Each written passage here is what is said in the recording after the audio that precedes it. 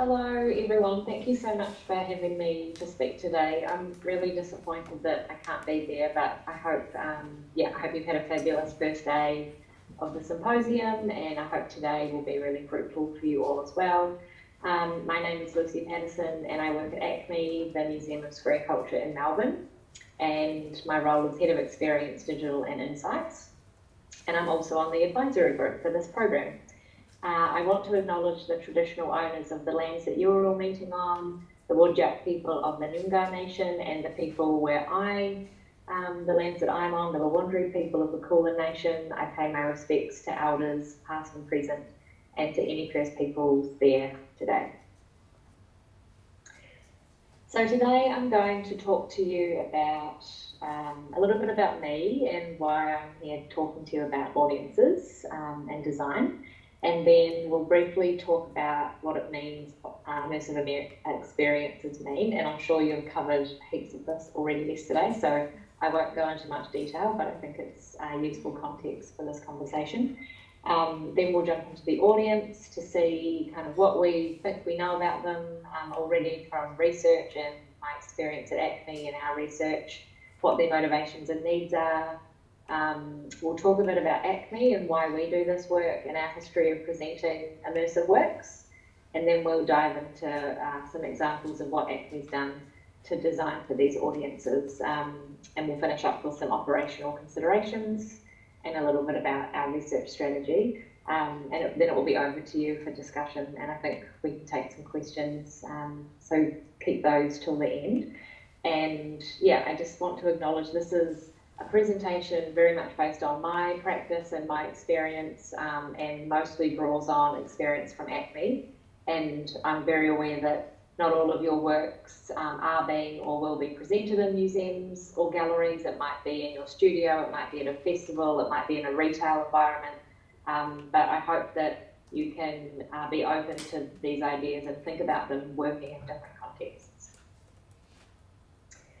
So a little bit about me. I always wanted to work with creative people and be surrounded by creative people, but I knew that I didn't want to be an artist myself. I started out at design school at uni and the conceptual thinking really did not click in my brain, but I really wanted to help people understand and access art and creativity and have wonderful experiences. So yeah, I studied art history and design at university in Wellington, in Whanake, and volunteered doing part-time roles in art galleries and museums during my time there. And then I got a job at Te Papa, the National Museum in New Zealand, in Whanake, and that really opened my eyes to so much. They really were and still are a kind of globally leading museum, best practice in everything they do. They're bicultural, so they are led by a Māori and a Pākehā leader. We got to learn Te Reo, the language, in our work hours, and I got to be in a kapahaka group to welcome visitors to the marae, and yeah, it was hugely foundational and amazing. And then I got to go overseas for a year, take a year without pay and kind of find myself, like do the London thing, rite of passage, and then I ended up staying there for 4 years working at Southbank Centre, which is the largest art centre in Europe, and doing all sorts of digital roles, including project managing their digital transformation project. And now I'm here in Melbourne, in Naarm, and I've been at ACMI almost 10 years, which I cannot believe it has been that long, but it's a very dynamic place to work because we work with emerging technologies and media, so always about kind of what's happening and what's changing in the landscape. But yeah, it has been like 3 or 4 different jobs over those 10 years. So I lead a small team of technologists, researchers and designers at ACMI, and this is the team. Simon works down in Adelaide remotely, that's why Simon's on the screen and not in a kind of full body situation, but our team works across the whole organisation with the purpose of embedding digital and visitor-centred thinking and doing across the public office. So our marketing, front of house, our programs, our exhibitions, education, everything. And we prototype and experiment with a lot of technologies as well to see what kinds of possibilities there might be for the museum sector. And just to give you a little bit of background in terms of where I come from, so I come from a digital product development background, so the lens that I put everything through is on this Venn diagram, so the kind of connection between business, user experience and technology. And I'm very interested in how we can design the best experience, no matter the audience, no matter the channel. I'm very committed to putting visitors at the heart of our design and being data informed, not data driven, because we should not discount all of the expertise of everyone that we work with, and especially artists, but definitely being informed by data. And also it's really important to me that I share this work with the sector so that we're part of the conversation and that we're all kind of learning and lifting each other up. I want to give you a little bit of flavour in terms of what to expect from ACMI this year. Hopefully some of you can make it over for this exhibition, but in September we're opening a major homegrown exhibition about the playable worlds of video games, and I'm going to play you a teaser.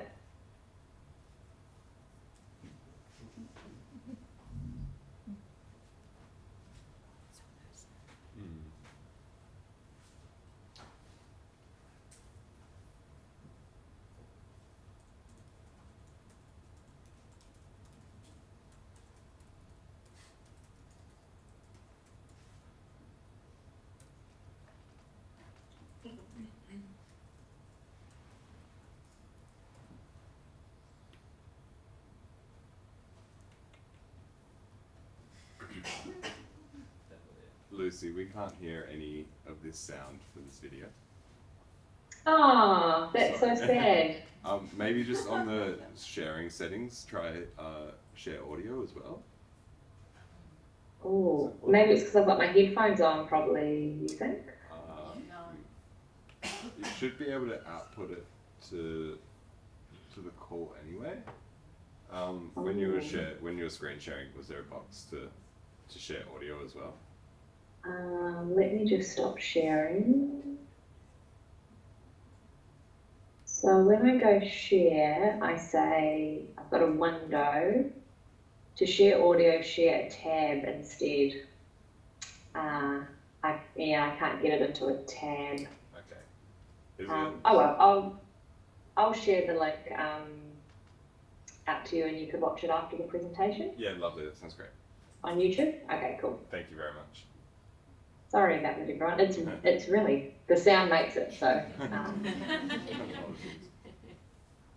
cool.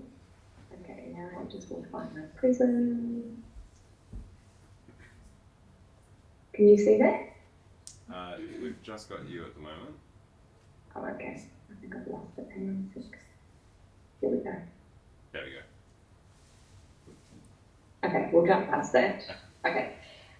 Yes, I'll send you the link on YouTube. Please watch. And then also, I thought relevant to this group, we've got an open call at the moment for the first Art Bank, ACMI and Melbourne Art Fair Commission, which is for artists or collaborative groups to break new ground in their screen culture, screen practice.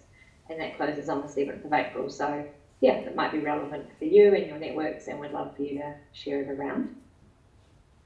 So our mission at ACMI is that by 2028 we'll be your Museum of Screen Culture. We will be a global hub that's recognised as connecting people, communities, technology and ideas to shape our futures.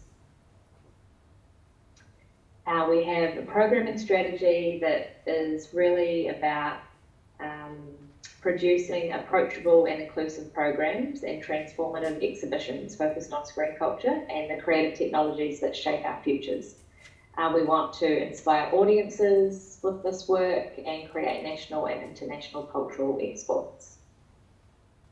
And then our audience strategy, which is the strategy that I really work to much more, is that we're an approachable museum where diverse audiences repeatedly engage with our multi-platform offer. So it's very important that some of those words, you know, approachable, when we're thinking about design, that we're thinking about our diverse audiences, and we're thinking about how they are always changing and we need to be adapting. Repeatedly engage is about getting people to come back again and again. And then multi-platform is talking about that we aren't just a physical space. We have so much online. We have school programs that go out to schools. So really thinking about the multitude of channels and ways that we engage and meet our mission. Our values, we place First Nations culture at the centre of Australian culture. We champion diversity, inclusivity and cultural safety. Again, we're approachable, accessible and reflective of our diverse communities.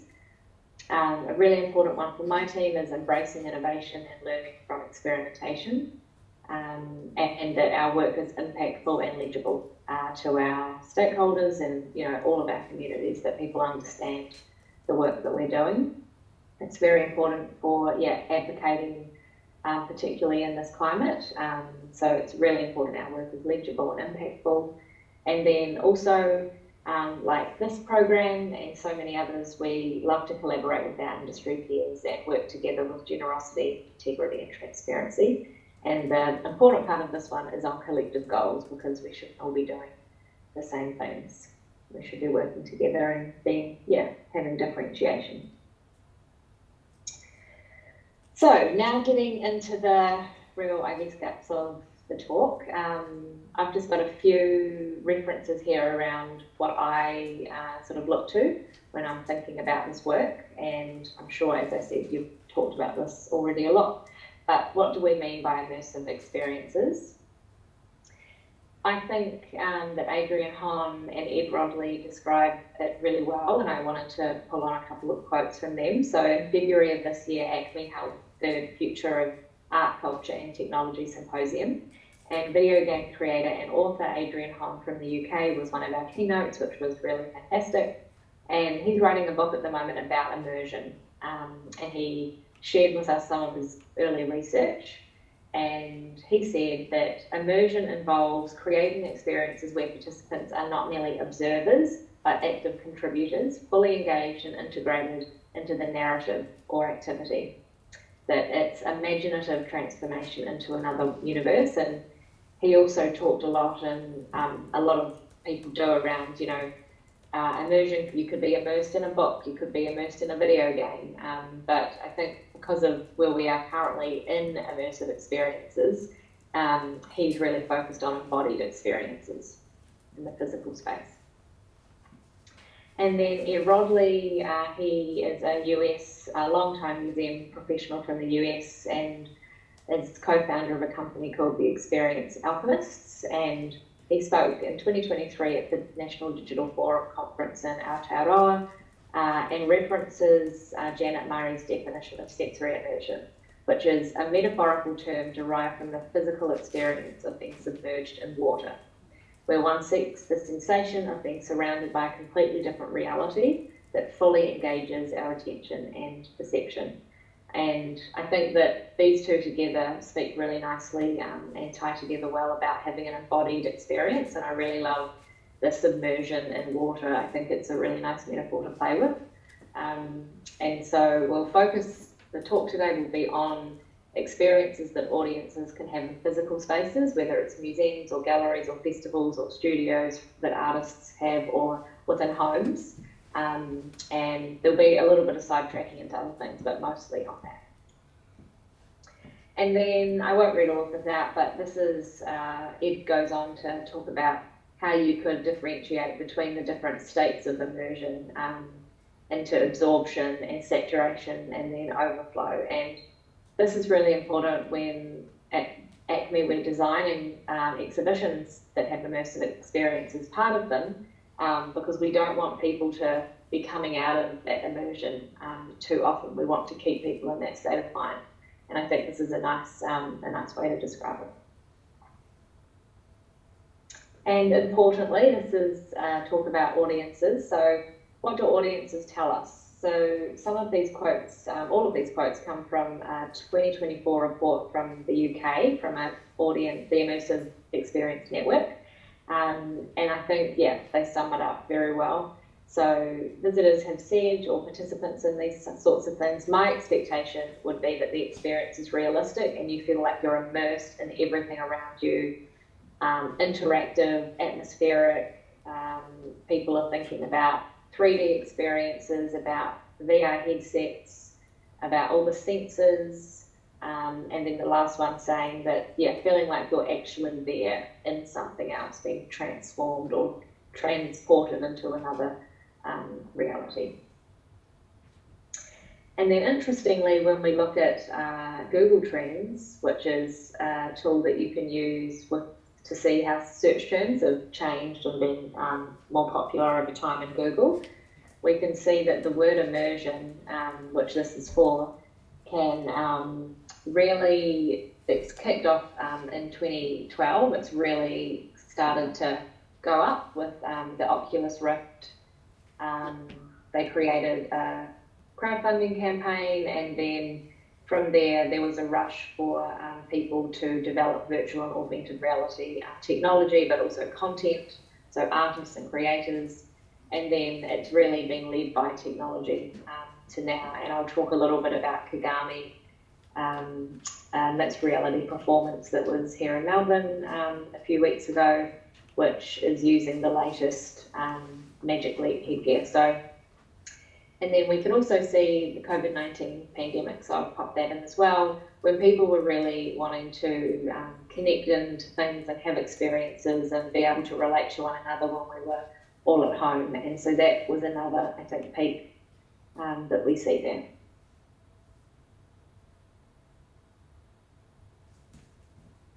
So what is the scope?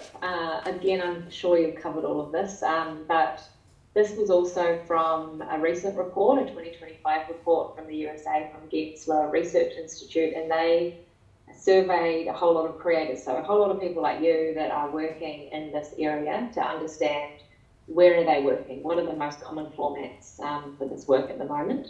And the most common 6 were audio-visual, built environments and objects, game mechanics, performance, extended reality, so taking all of those in, and things like alternate reality games that use the internet or physical mail or phones, so sort of more traditional media now, I guess. And I think it's interesting for us to think about this because while we in the industry differentiate and find it helpful to separate things like this, for audiences, they're not really thinking about that so much. They are doing things across all of these, and so they are coming to your thing with experience from an immersive theatre piece that they went to, or a game that their cousin is playing, or whatever. So I think it's really interesting for us to think across all of these today. So a little bit about what ACMI has been doing in this space. So we've been experimenting and presenting and working with artists on immersive art since we opened in 2022. I certainly can't talk to that whole history, but I can tell you things that have been on since I've been at ACMI. So since 2016, we've had a variety of VR works, which has been really fantastic. We've had some mixed reality works. We've shown VR in different ways. So some more socially, some with other senses and sound and smell and other sort of things around, or sand on the floor. So all kinds of ways that artists have tried to really make this feel as real as possible, using interactive sort of things with Kinect cameras, projection mapping, all sorts of VR technologies. And all of these have been delivered by our exhibitions and public programs teams, but with a lot of help from other people, obviously, across the museum. And then we had the Mordant Family VR Commission, and so there's been a few works that have come out of that. And then Marshmallow Laser Feast and Beans by Universal Everything, which I'll talk about quite a bit today. And then the final one there is a work by Liam Young in our current exhibition, The Future and Other Fictions.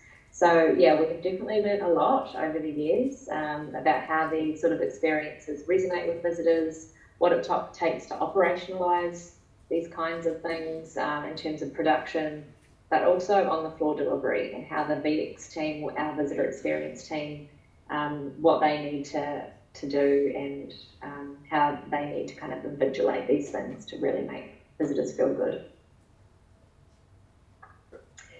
We're going to jump into who the audience is now.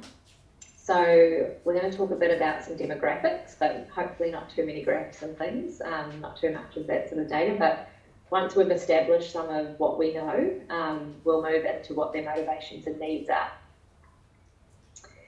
So this is following on from a previous thought about the genres with the AB and the game mechanics and the different sorts of formats. And it's the UK report from last year, and it's showing that the people that responded to that survey, so they were all people that had done an immersive experience in the last 12 months. So it's interesting when we look at this because we see escape rooms, you know, a lot, but, you know, this doesn't add up to 100. So we know that people that are doing immersive and experiential art are likely to also be going to themed attractions, escape rooms, immersive theatre. So we're really looking at, the breadth of all of this and thinking about what visitors might be bringing to your experience from other parts of their lives. And yeah, the escape room one's really interesting because that is like they've been going the longest. Like escape rooms in terms of an immersive experience have the longest history. So it's not surprising that they are more popular. And then on this slide, we can see from that same report and the 2025 report from the USA as well, that the age groups that are going to these things are between mostly 35 to 44 or 25 to 34. So we can also take some things from that. So at ACMI, it's a very similar audience to ACMI's audience, which isn't surprising because ACMI is a very interactive museum, and it does attract a much younger audience. So at ACMI, we have 65% of our audience is under 35, which for the museum and gallery sector is, it's pretty different. And the audience also tends to be more female at these immersive experiences, and I think we know that that is the case for arts and cultural experiences as well. And then this is some visitation data from ACMI from the last few years, but if we look at the first row there, we can see that 57% of our visitors are identifying as female. And so we can see similarities between this immersive experience audience and ACMI's audience.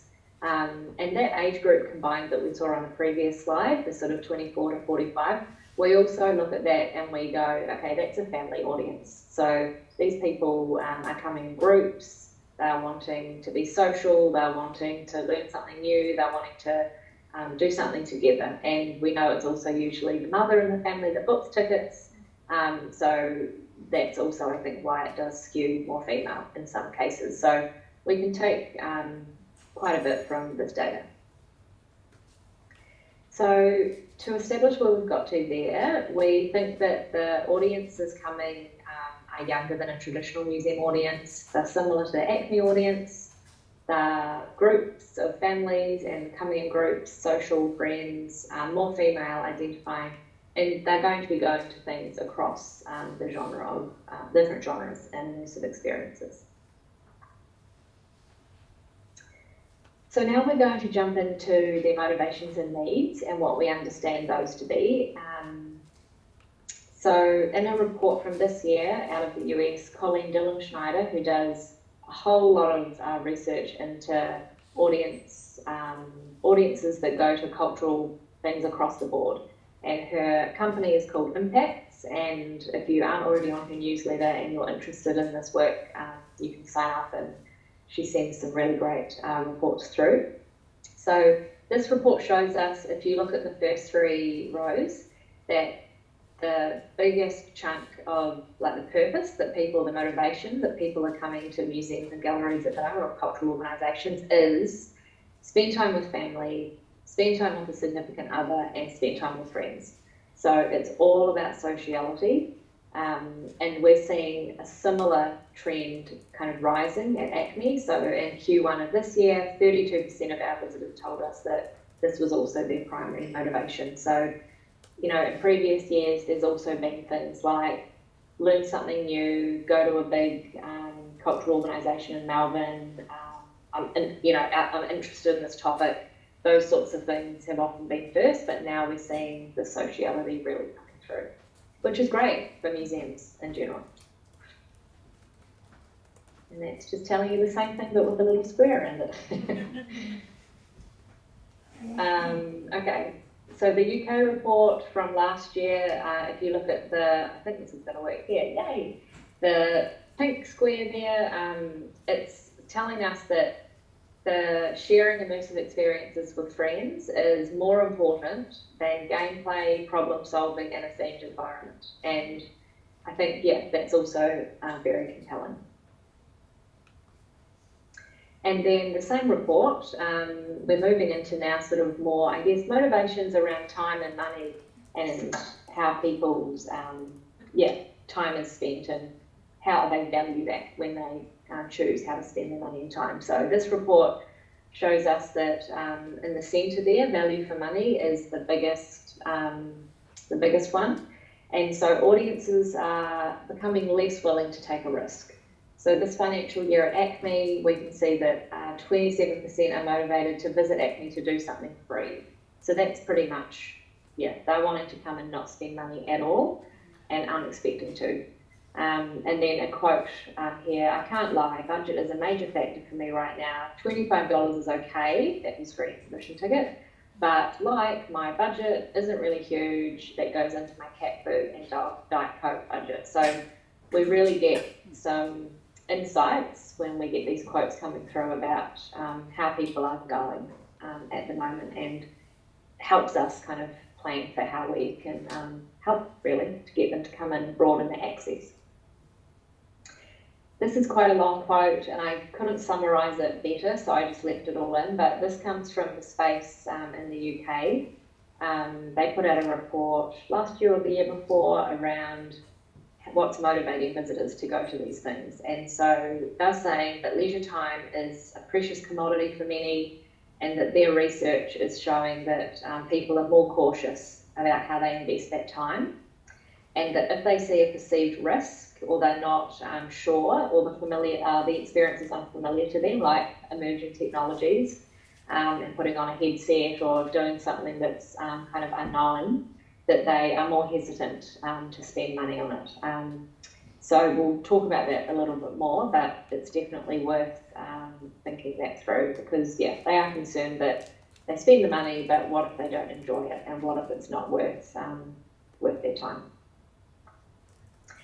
And then it comes through very strongly, and I'm sure you're all very aware of this because you all go to these things too, but audiences want to do things at these immersive experiences. They want agency, they want interaction, they're going for social reasons, we know, so they want to be doing things with their friends, with their family, and they tell us that it could be something more like the report at least gets the insight, it comes out that there might be more about story doing content rather than relying on storytelling alone. And I think that's a really potentially interesting shift in how we're working on these sorts of experiences. One of the creators said that it could be argued that designing for immersive media is more like building a theme park or planning a special event than writing a story. It's about enabling users to do and shape their own stories, resulting in a deep sense of ownership. And then we've got some quotes there from ACMI. People really wanted, this came from a workshop focus group we did with families, and really wanting interactivity. They want to be involved, they don't just want to sit around. They want to use all their senses, and also the children that they're bringing with them, they want their children to be engaging in these kinds of ways as well. So we had a grandparent there quoting as well, that not just sitting there, but that they're right in the middle of it, and sounds are all around. And it's not surprising. I think we all feel like this in everything that we spend our money on, but visitors expect quality when they come to these kinds of things. They want to get the full experience, and there's some quotes here. If we pay for the whole ticket, we expect everything to function properly. And yeah, this was from one of our exhibitions a couple of years ago, where one of the interactives, we were having real trouble with it. And yeah, visitors let us know. So it's really worth keeping that in mind. Something that I'll talk about a bit later, but at an experience I went to recently, the producer had there was an onboarding that was verbal, like recorded, and he just said, this is new technology, we're experimenting with this, we're not sure how it's going to go. And I think even being honest and upfront like that with your audiences is also, I think, a really great approach. I was certainly much more forgiving when not everything was running as I had expected. So I think if you are experimenting, yeah, I think visitors are open to be kind of part of that experiment and kind of, yeah, share with them. So this one is about accessibility, and yeah, audiences really wanting their accessibility needs to be catered for, which is, yeah, very important. At ACMI, in our last financial year, we had 7% of our visitors identify as a person with a disability, but 19% of all of our visitors identify as having access requirements. So for us, that you can see in this list here, it's like seating, you know, easy English, captions, relaxed or sensory-friendly interactions, wheelchair access. Like, there's a whole lot of things that we realised that when we were doing our visitor research that we weren't actually capturing all of these access requirements. We were only capturing them for people that identified as having a disability. But in fact, access requirements, yeah, everybody has access requirements. And we hear from visitors when things don't work for them in this space too. So we had one experience that wasn't working for people. It was an interactive, like Connect camera experience, and people on crutches and people in wheelchairs couldn't be detected, and so that hadn't been tested properly by us at the time or by the artists when they were developing the work. So I think that is a really important thing to think about as well when you're developing these works. And I think at ACMI particularly, but I'm sure you've found this as well, in this kind of work, audiences want to go under the hood. They tell us that they want to understand more about the artist's process and the technology that they're using. And as a museum of screen culture, that's imperative for us that we do go deep, and we help people with maybe unfamiliar concepts or different technologies that are being used. So that transparency is really important. And so, yeah, there's a few quotes here from people that wanted a little bit more information. And I think, yeah, I think it is really important that we do offer this as well, because there's so much of this in the market, so many of these immersive experiences. And so how do we differentiate, and how, as a museum, what's the museum overlay on these kinds of experiences to make them really meaningful and to have impact that we want. So another recap, audiences to these experiences have less time and money. And I think we're seeing that particularly at the moment, less willing to take a risk on something unfamiliar. Audiences expect a really quality experience, and they expect to get the full experience that they pay for. They want agency and interaction, and they want to be part of what you've made. They want a deep understanding of your process and the technologies that you've used. And, you know, if we don't deliver to these expectations and these needs, we lose the trust. And for us as a museum, we might lose that visitor, and yeah, they'll go elsewhere. So it's very important. Okay, I'm just going to take a wee sip of water, but soon we're going to talk about how to design these audiences.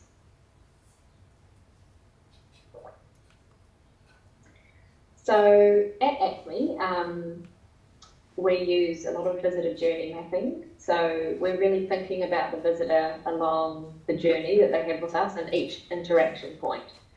So So if they are bringing a group, are they wanting to have a sit down and have coffee or food? If they're bringing an elderly family member, are they wanting to have seating with arms and a back?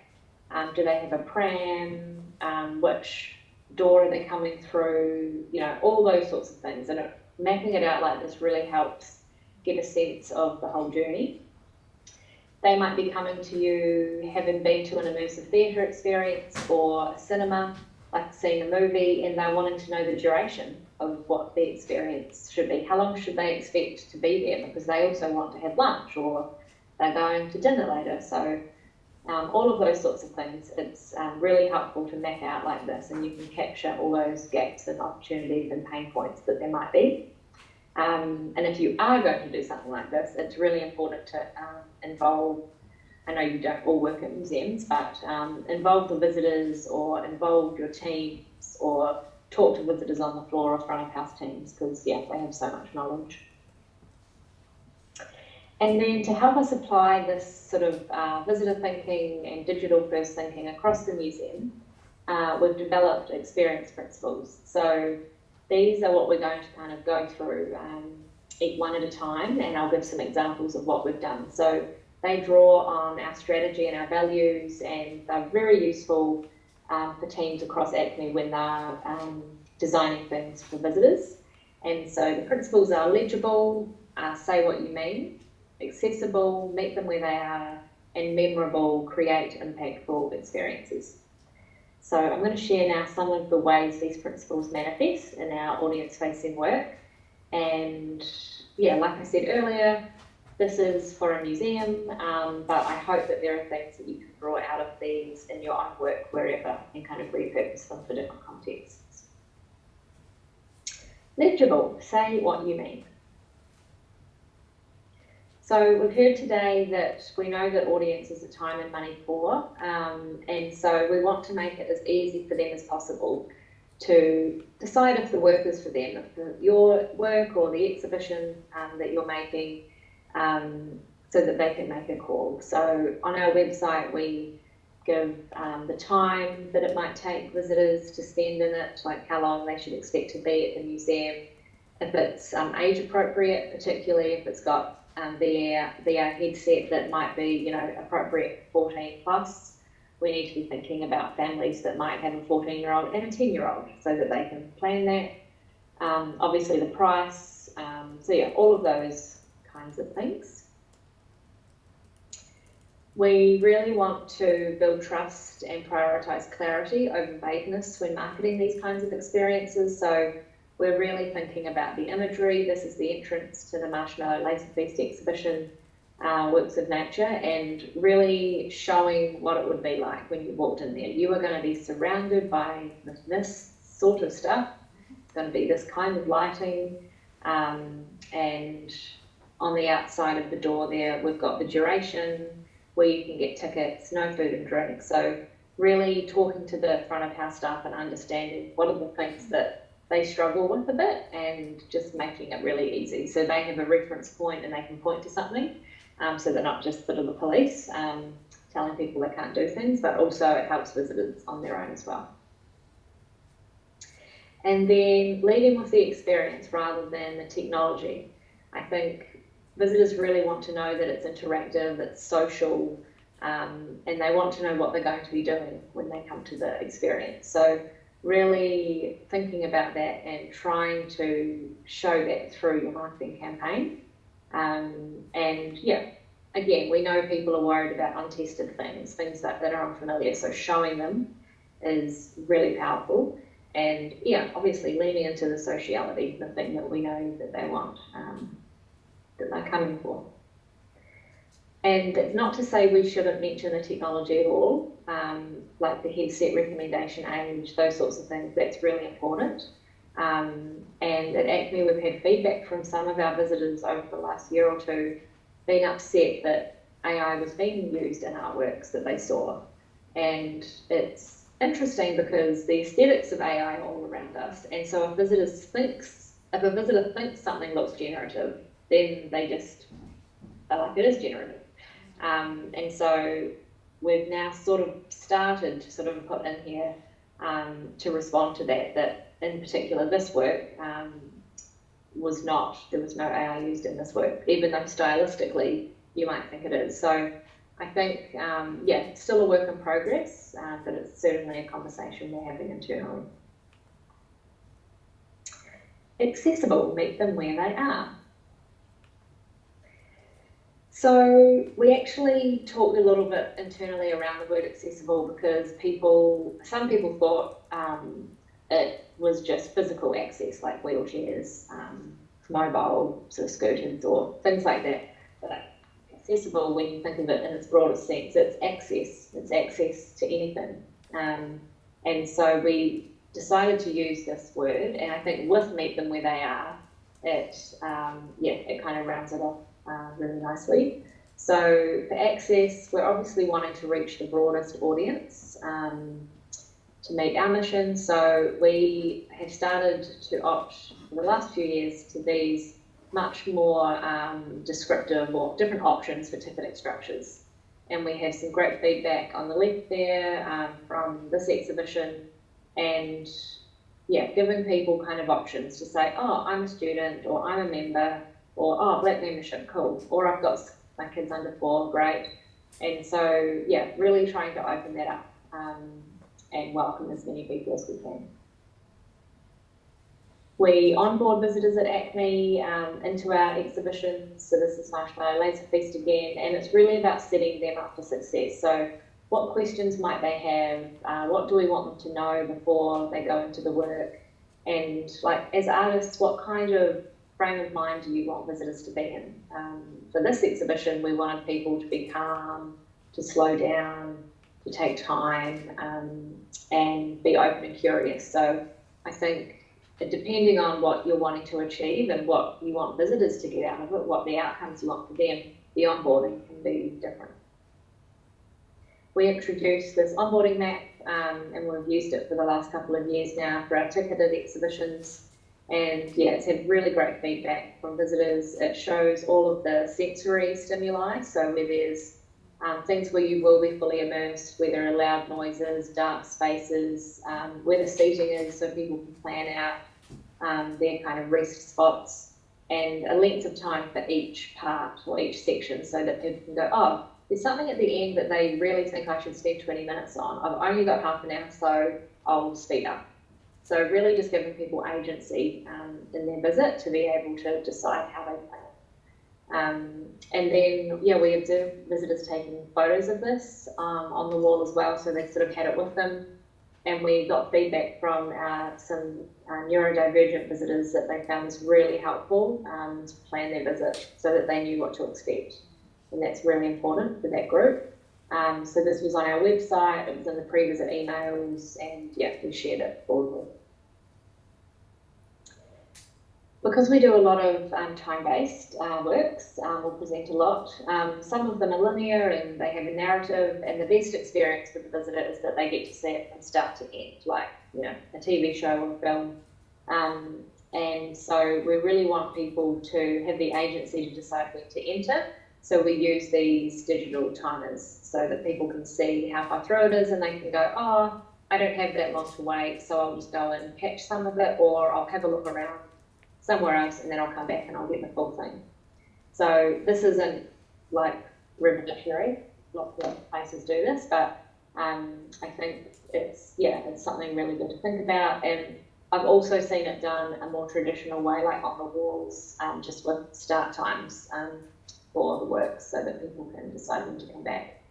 And then also because, we're a state museum, we acknowledge the culturally and linguistically diverse range of visitors, backgrounds that come to the museum.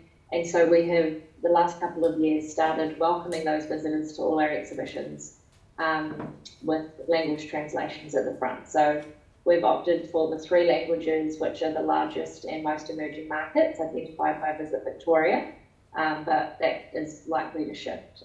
So that's the 3 panels that you can see there on the right. So as I said before about sharing more information about unfamiliar concepts and your process and the technologies you've used and explaining them, this is Ayeon Kim's work in the gallery at the moment. And there's the interpretation that you just saw on the outside, which is the kind of intro, and then those 3 panels go much deeper into some of the concepts and the technologies used. And yeah, it means that we hope that visitors will leave with a much greater understanding and feel like they have had a better experience for it. This is probably an obvious one, but accessible, making sure that the text is big and high contrast and well lit.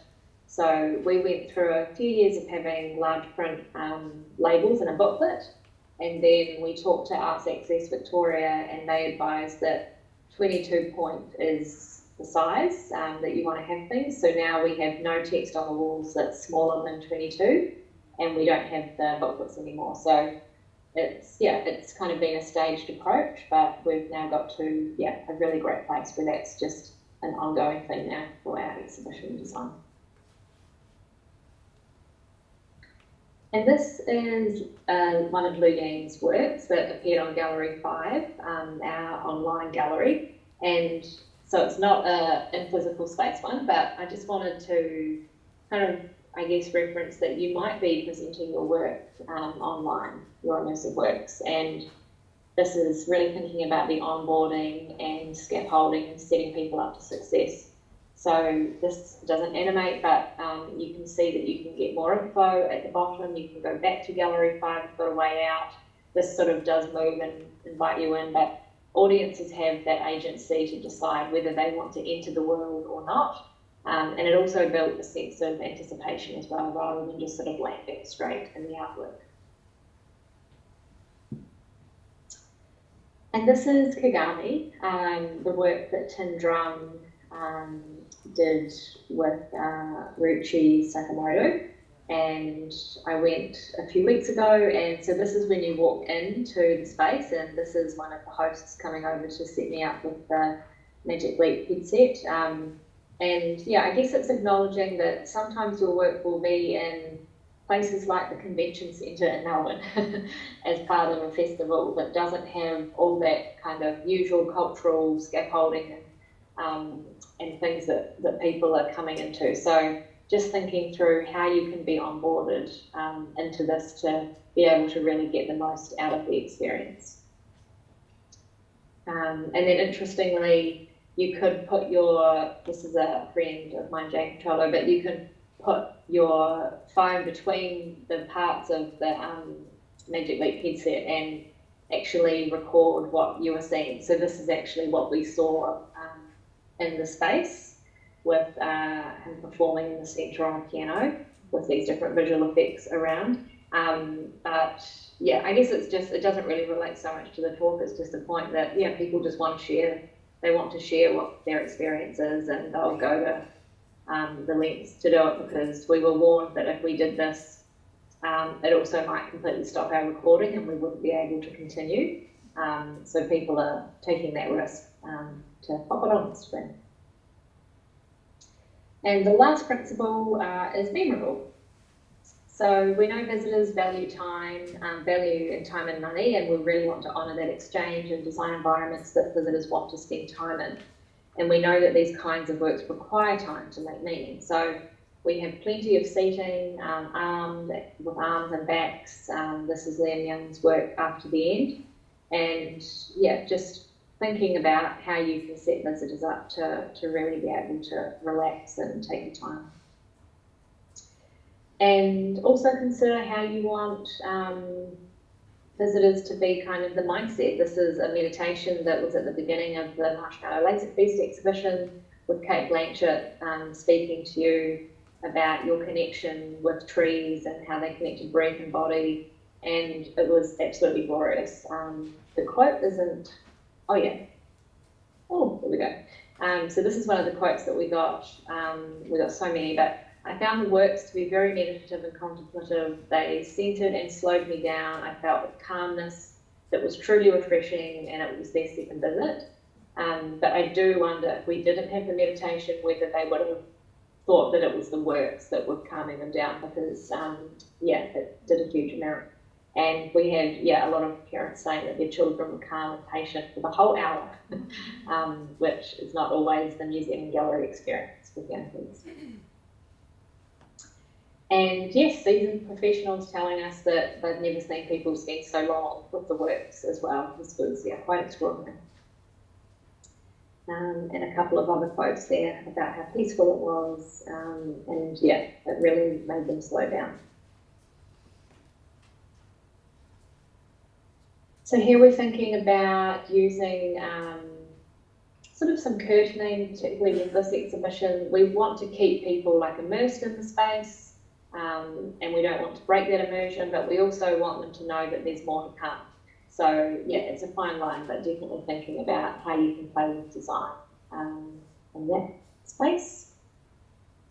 And then visitors tell us they want agency, they want to be creators and explorers in these kinds of experiences, and that's what they're expecting. So this is an image of everyone, a whole group of people at Kagami, the new headsets from Magic Leap, untethered, more like kind of Google Glass in a way. You can just walk around, a lighter on your face, and so everyone could walk around and watch the performance from different angles, and it felt like you were able to explore and have a lot of freedom, which was really beautiful.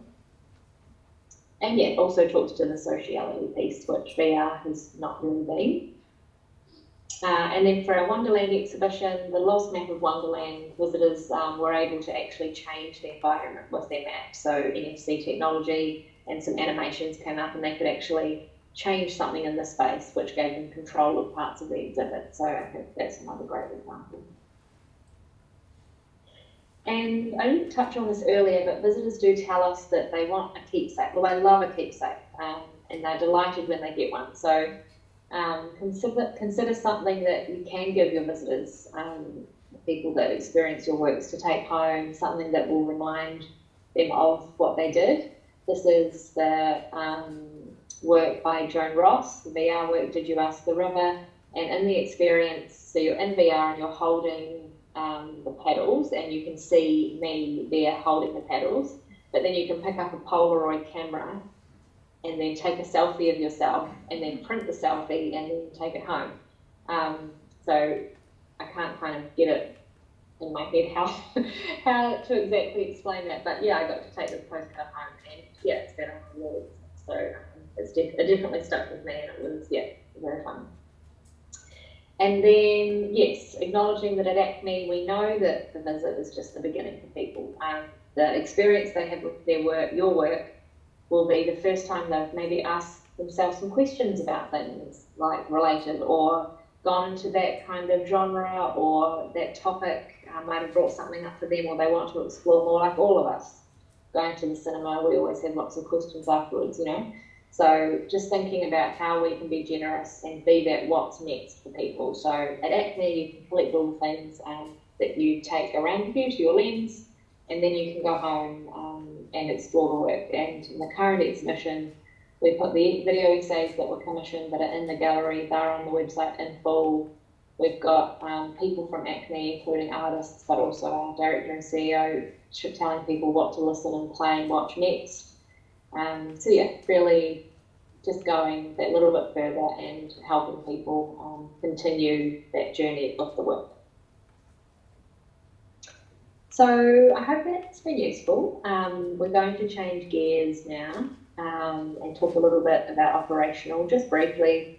I don't work in any of the operational teams, but we have observed quite a lot of stuff, and it might be interesting for you when you go and start working with these sorts of organisations to present your work.